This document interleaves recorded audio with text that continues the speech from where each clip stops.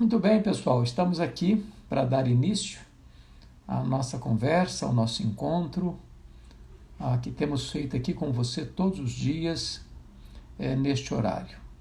Obrigado porque você já está entrando e, na medida que você for entrando, peço a sua gentileza de clicar aí no aviãozinho, aí embaixo no seu vídeo, convidando outras pessoas para estarem conosco neste dia 23 de maio de 2020, sábado.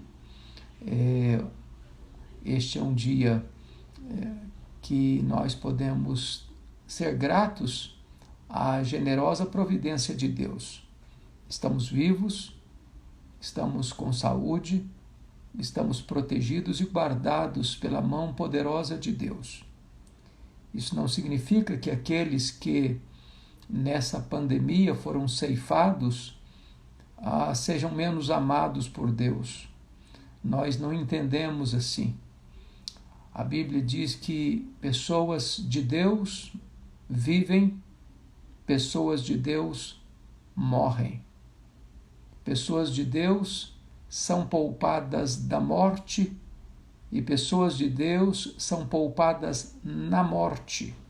Portanto, se Deus permite que você e eu vivamos, é porque Ele tem um propósito em nossa vida.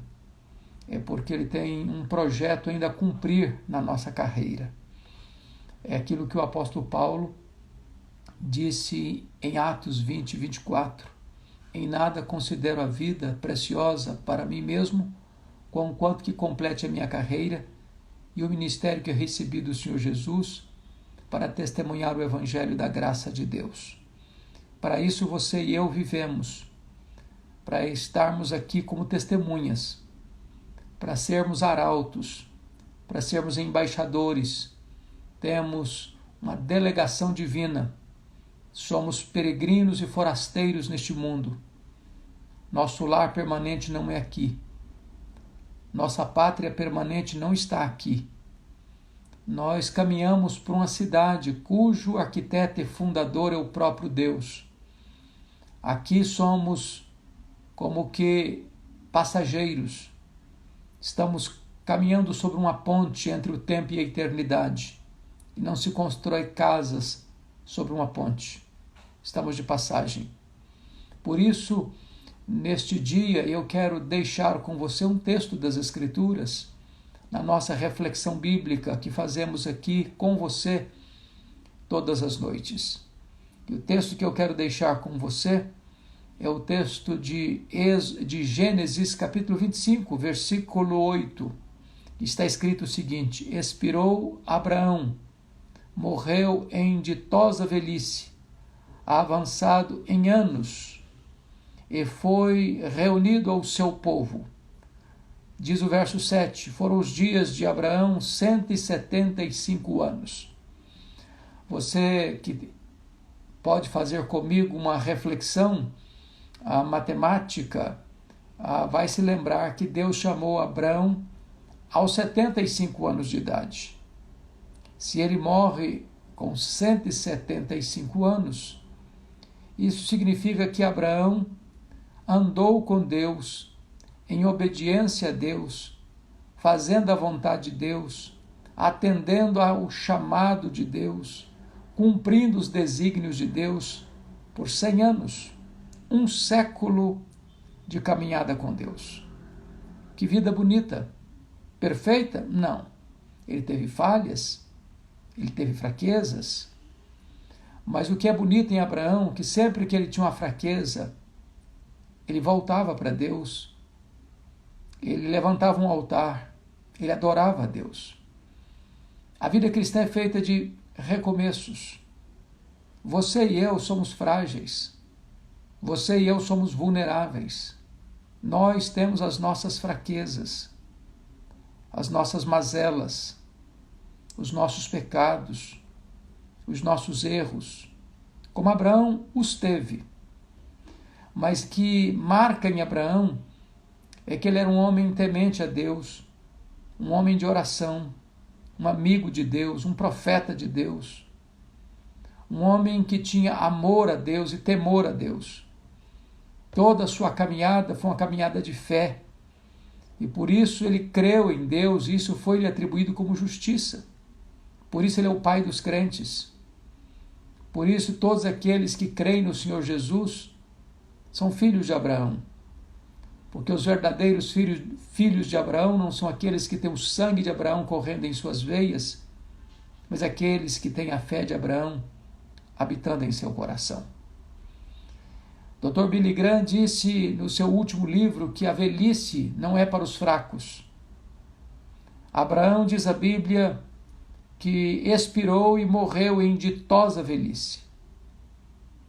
Ele não teve uma velhice de dor, de murmuração, de solidão, de fraqueza e de fracasso.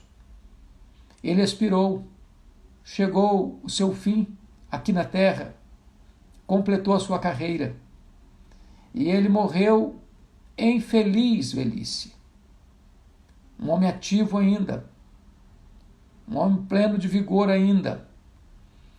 A Bíblia diz que morreu avançado em anos e foi recolhido ao seu povo. Esta é uma expressão curiosa, porque ser recolhido ao seu povo tem um significado espiritual aqui. Não significa foi sepultado junto com o seu povo, porque a sua parentela morava na Mesopotâmia.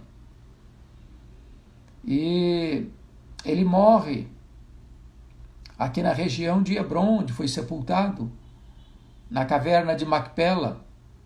A única pessoa da sua família que havia falecido até então era Sara. E desta forma, ser recolhida ao seu povo é uma expressão que significa imortalidade, que ele vai para aquele local que mais tarde o Novo Testamento vai chamar de seio de Abraão, que é o paraíso, que é o céu, que é o lugar de bem-aventurança eterna. Essa é a ideia neotestamentária da morte do crente. Abraão era um crente. Morrer é partir para estar com Cristo, o que é incomparavelmente melhor. É deixar o corpo e habitar com o Senhor. Então, aqueles que vivem bem morrem bem.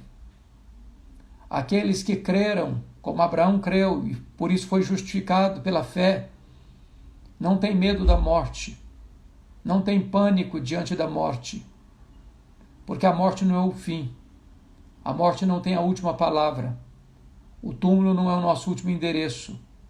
Nós vamos nos reunir ao nosso povo, à igreja do Deus vivo, à igreja dos primogênitos, àqueles todos que foram remidos e lavados no sangue do Cordeiro. Ele viveu, ele morreu, mas ele foi recolhido, reunido ao seu povo.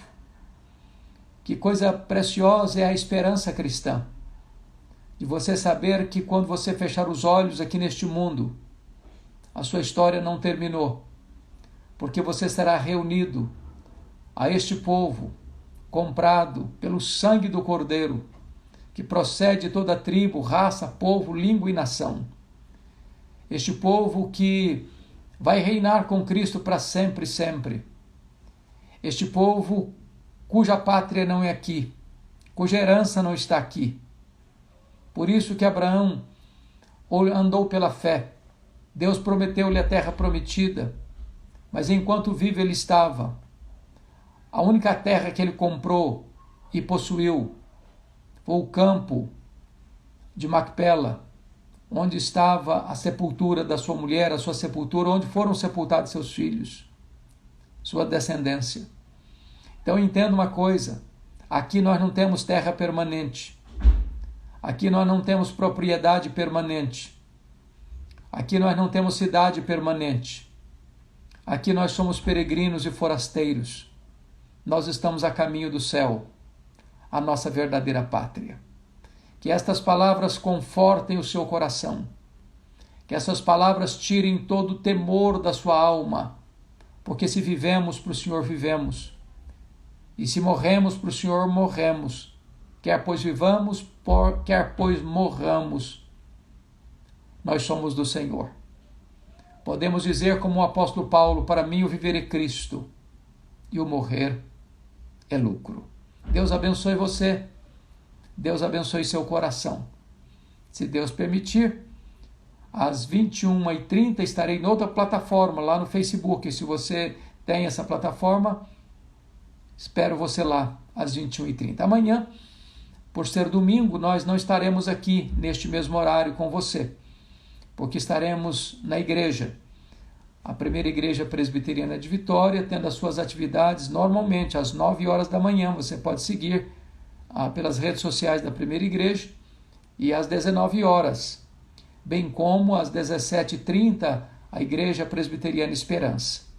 Como estou ainda em quarentena aqui em São Paulo, estarei, se Deus permitir, na Igreja Presbiteriana de Pinheiros, pregando às 9h40, às 11h, às 17h40 e às 19h.